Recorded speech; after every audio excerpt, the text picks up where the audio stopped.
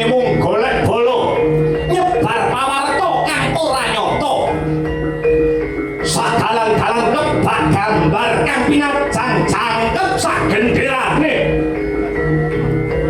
nyebar pawarta pangrimo mulih dheweke pinilih dadi senopati ing dhuwur mesem guyu sing ana ngisor nandang tatu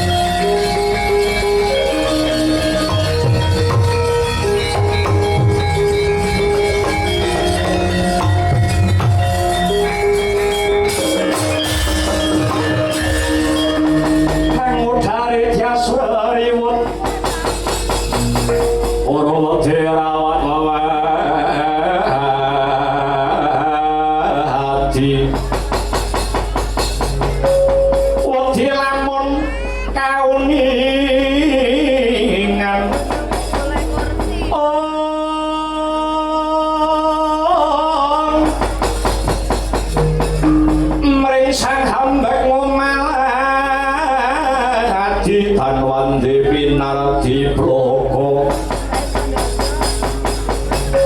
kacorangan kang hamba juti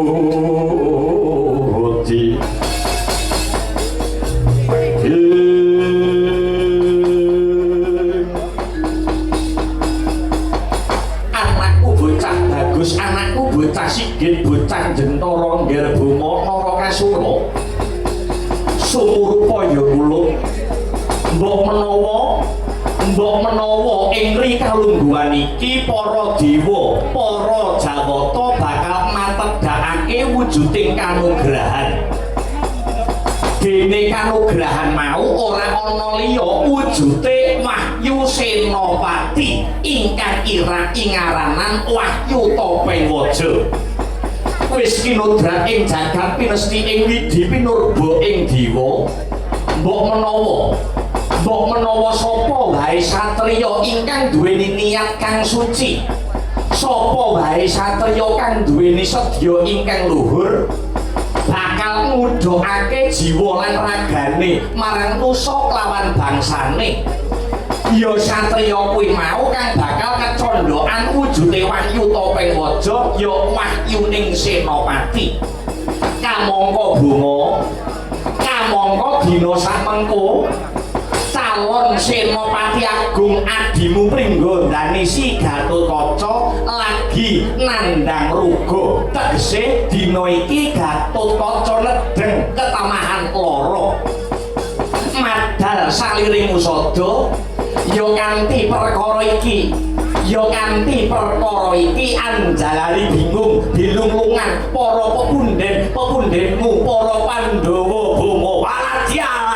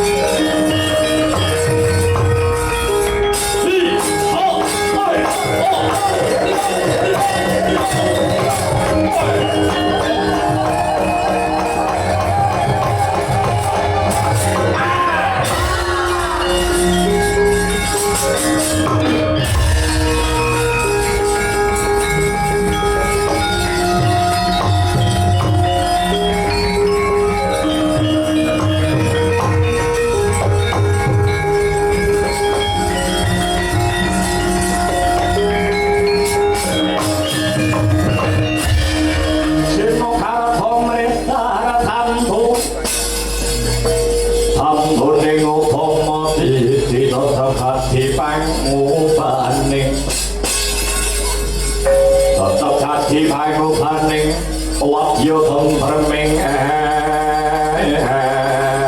hati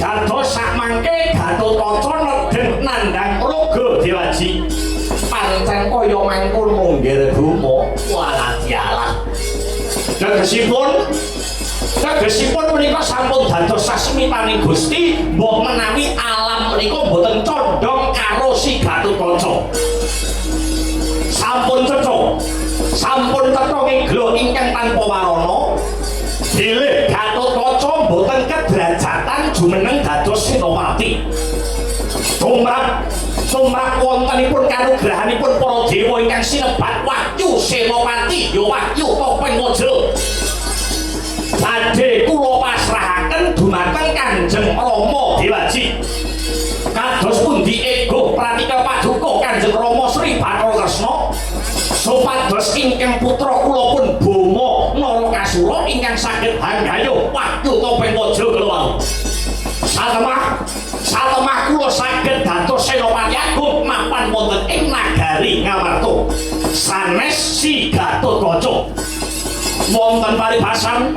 wonten paribasan anak polah bapa kudu kepradah menawi boten jengandika pinangkani ingkang dados panyuwun kang sarta pamurtah kula negara panjenengan negari Gorawati mriki badhe kula biyuki batang sayuta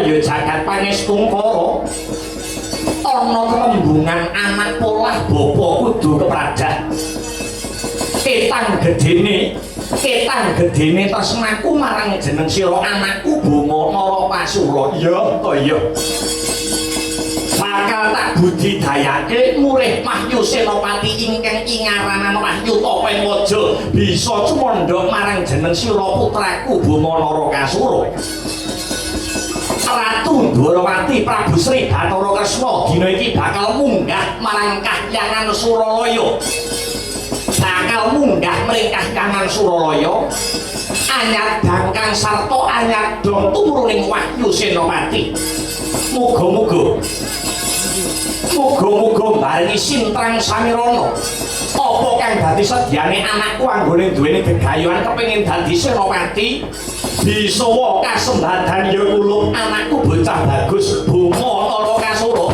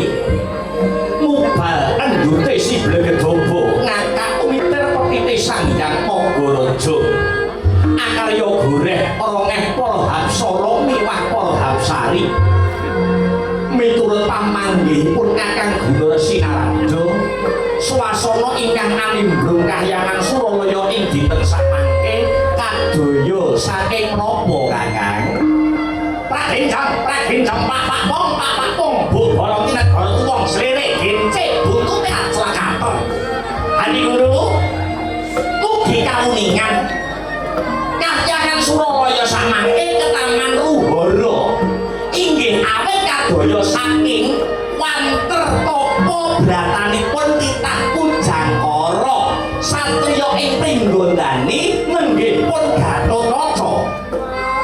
Gatotkaca satriya ing Pringgondani kakang lakar kados mekaten. Nanging manut kabar ingkang sumebar pawarta ingkang Puswarata dinten sakmangke Gatotkaca ngedeng nandhang raga. Tegesipun Gatotkaca lara. Ari Guru kados pundi? Gatotkaca nandhang saking menika namung ing tata lair, ketoke lara, ora iso mubah, ora bisa glawat. Ning esmanipun Gatotkaca menika nedheng nindakaken tapa brata. Saking wantring tapa brata si Gatotkaca mahanani kayangan Suralaya menika Sor Prabawa Adi Guru. Lajeng ingkang dipun suwuni utawi ingkang dipun ajak kalian Gatotkaca menika menapa kakang? Adi Guru mugi kawuningan boten wonten saksiring bapak malih negari Ngamarta badhe misuda senopati enggal.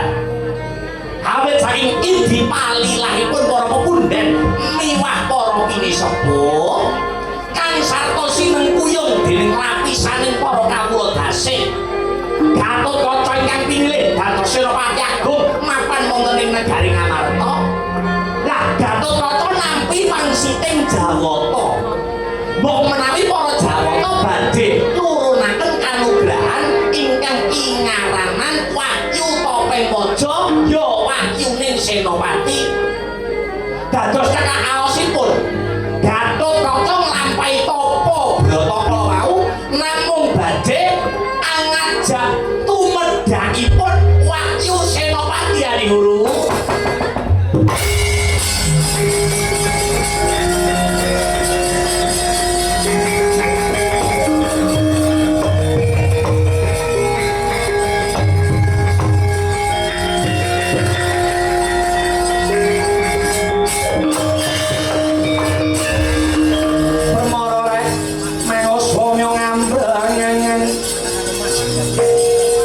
Karunaning kaswasih paring maraga malakum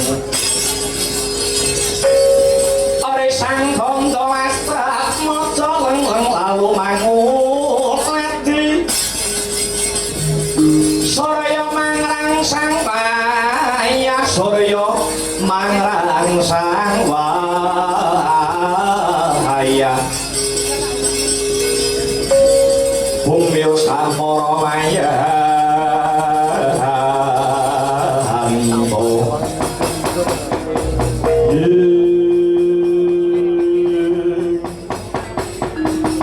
Nulinggih lakar leres dawuh jengandika Kakang Guna Resi Narada ing ripalenggahan sakmangke kapara nyata para dewa badhe nurunaken Wahyu Senopati ingaranan Wahyu Topeng Waja dhateng sinten satriya ingkang anggadhahi niat ingkang suci sedya ingkang luhur mudhakaken jiwa raganipun dhateng nusa klawan bangsanipun.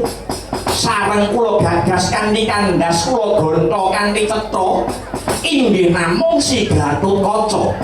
Inggih namung si Gatotkaca ingkang menanghan nampi kanugrahan kala wau. Awit Kakang, awit ngengeti sampun ageng lelabuhanipun satriya ing Pringgondani dhateng negari Ngamarta. Utamanipun labuh dhateng para kawula dasih ing praja Ngamarta. Lajeng benjang menapa Adi Guru badhe nurunaken Wahyu Senopati ingaranan Wahyu Topeng Waja kala wau dhateng titah Pujangkara pun Gatotkaca Adi Guru. Kakang dinten sakmangke ugi badhe kula turunaken Wahyu Senopati dhateng pun Gatotkaca Kakang.